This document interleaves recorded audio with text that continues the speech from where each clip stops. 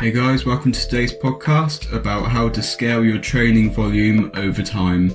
Let's get into it. So, as you heard in the introduction, today we're talking about training volume and how you can scale yours over time. I personally think that the volume of your training is hugely overcomplicated by most people. I think periodizing it and scaling it over time is actually very simple, but it's very easy to get caught up in the weeds because there's so many people online trying to make it into this big complex thing that's hard to understand.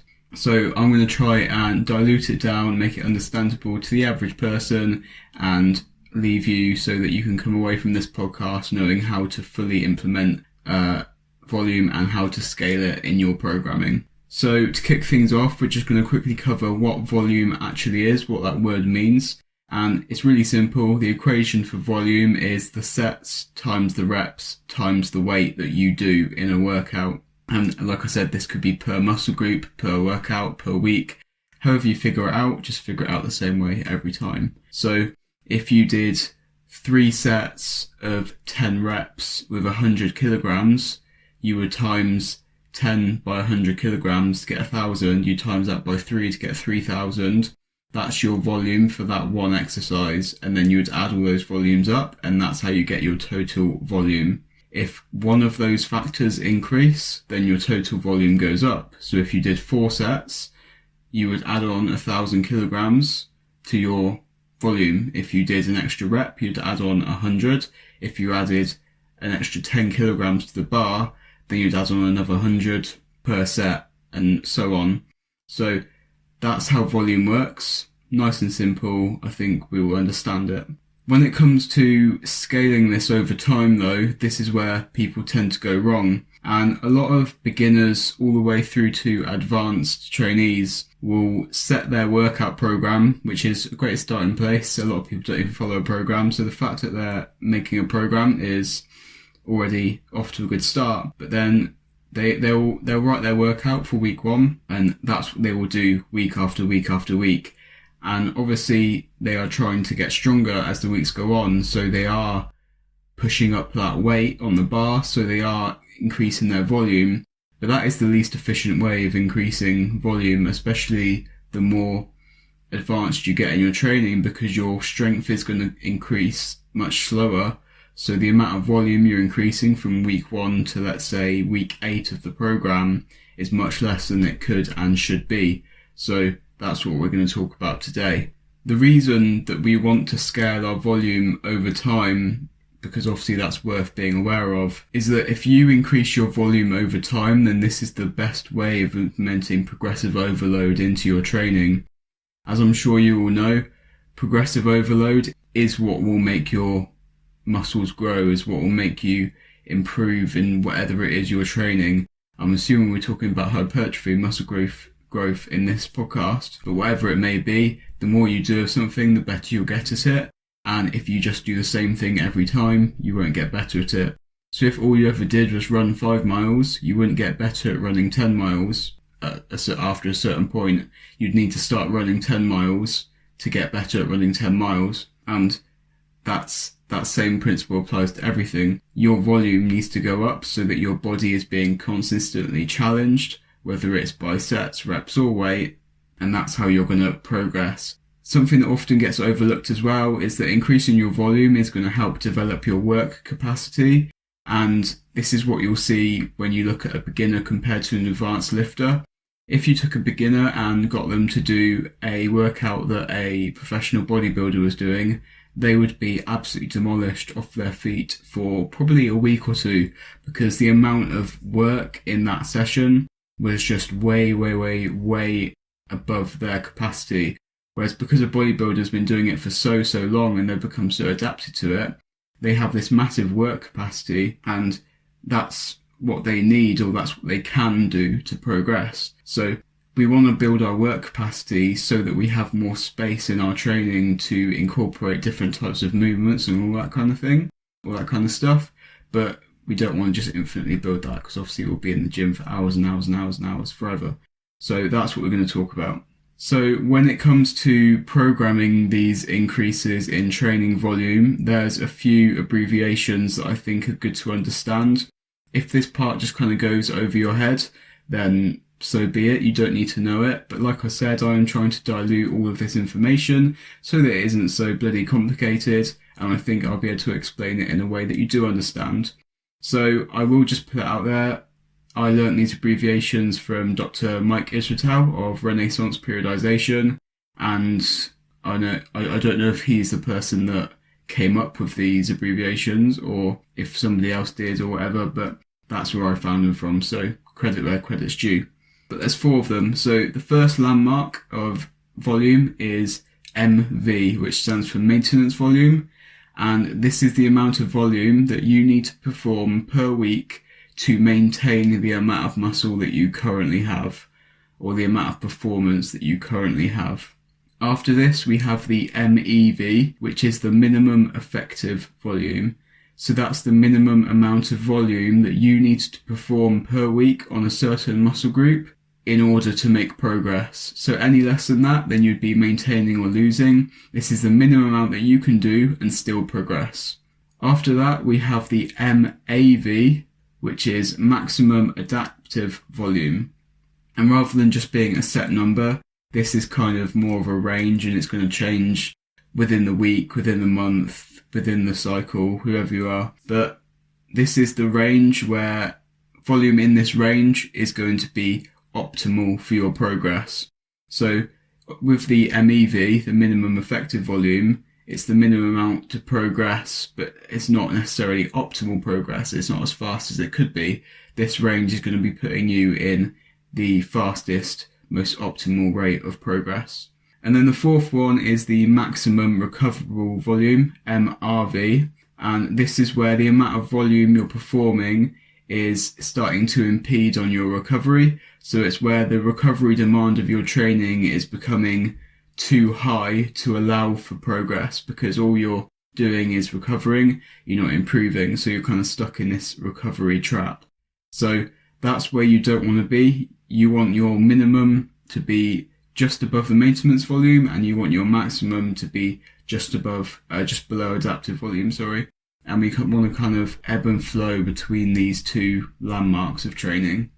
So when it comes to putting these into actual figures into your program, like I said, we want to look at the MEV, the minimum effective volume, and the MAV, the maximum adaptive volume.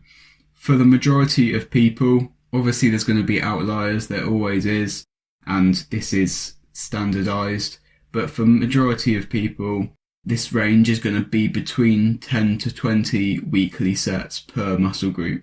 So we want to be working within that range here or there, thereabouts. So that would mean that on the lower end, you'd be doing around 10 sets per week of chest, 10 sets per week of back, so on.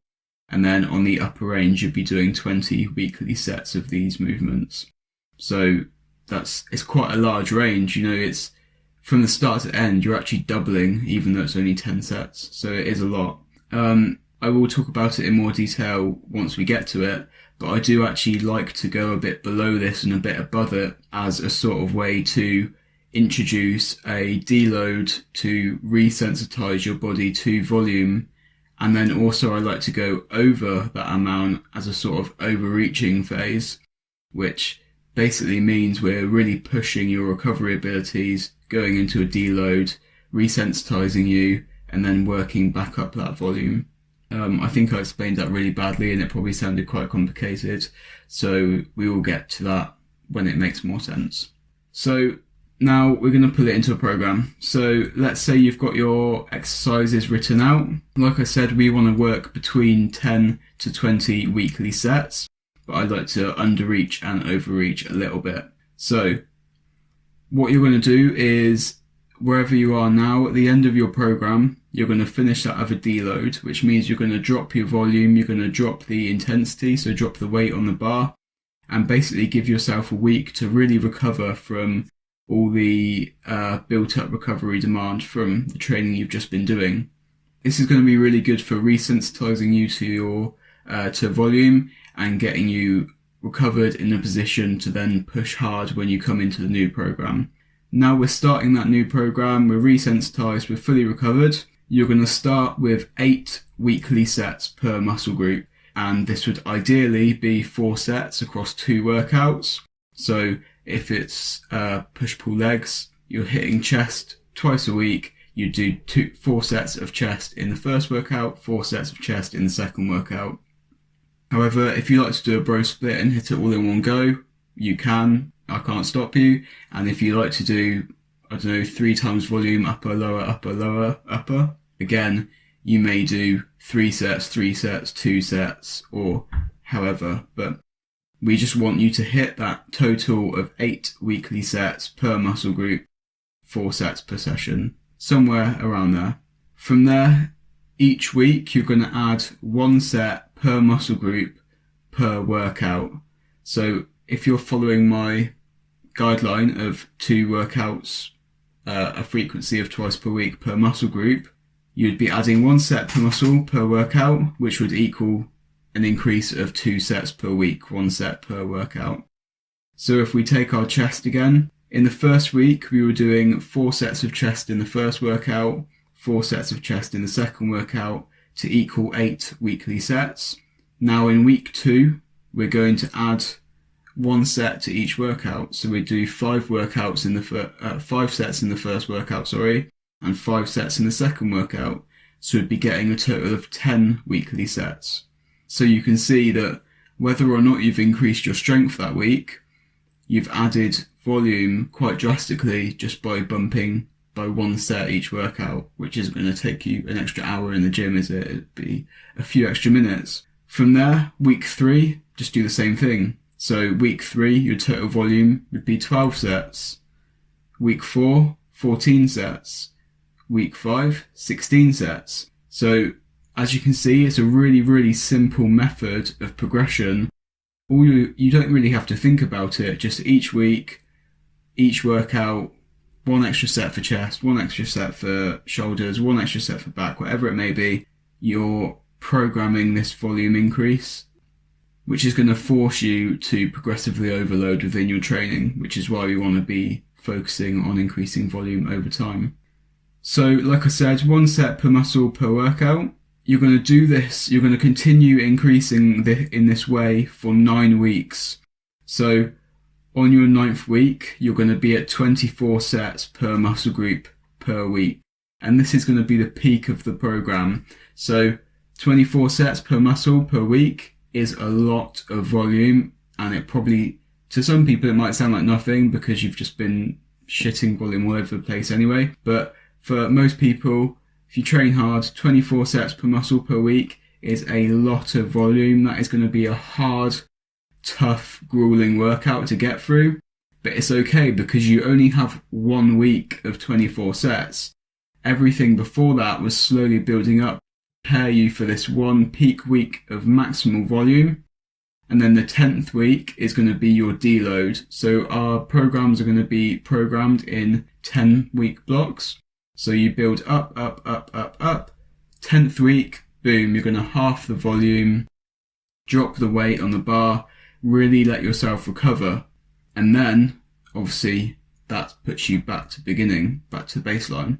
So, like I said, when we were talking about the abbreviations of MRV, MAV, all that kind of stuff, 24 sets per muscle per week, for most people, is going to be above your maximum adaptive volume. It's going to be putting you in that MRV, maximum recoverable volume range, where if you kept up 24 sets per muscle per week, if you did that for an extended amount of time, your recovery demand will be impeding your progress. So you won't be able to recover enough to make progressions in the gym because you're just doing too much. But that's only if you're doing this for weeks on weeks on weeks. If you just hit that 24 or whatever your MRV, your maximum recoverable volume is for you individually, if you just dip into that for a week or 2, what you're going to do is you're really going to push your volume, push your body to, this is where the overreaching phrase comes from, you're really going to overreach what your body can and should be performing. So pushing volume above where you can realistically recover from in the last 2 weeks or so of this programming, and then boom, reset back to 8 sets a week. When you do a reset in this way, obviously because you've had that 10th week of deload, of reduced volume, and then the first week of your next program is all the way back down to 8 sets, that's a big drop. So that gives you a lot of time to recover from the massive stress you were placing on yourself in the last week. So if you imagine it like a graph, you're slowly building up until it's really stressful for the body, a lot of demand, and then you drop back down, and then you slowly build yourself back up again. So it allows for a natural kind of wave. And the important thing to realise is when you drop back down to 8 sets, the goal is to be still better than your first 8 sets. So we are resetting back to the original amount of volume, but because you've done these last 10 weeks of training, if you have made progress, which you should have done in 10 weeks, you will be stronger. So although you're doing the same amount of sets, obviously different exercises, you're welcome to change exercise program to program, but you're going to be stronger. So the weight on the bar is going to be higher. So to keep things simple, let's just talk about as if you were purely doing a bench press. 8 sets of bench press in your first 10 weeks of programming will be less weight because you'll be weaker than in your second 10 weeks of programming. So that means that the 8 sets from your second training cycle is more volume than 8 sets from your first training cycle, because weight, remember, is a factor of volume. So this gives a natural flow to your training, a natural flow to your training volume, allowing for you to make sustainable progress. It's going to allow you to recover. It's going to allow you to push yourself. You're going to have weeks where you can really hit the gym and smash it. You get weeks that feel quite easy. It gives this really nice natural progression to your training. And like I said, I think this is a really simple way of looking at it in your programming, and most people just make it way more complicated than it needs to be.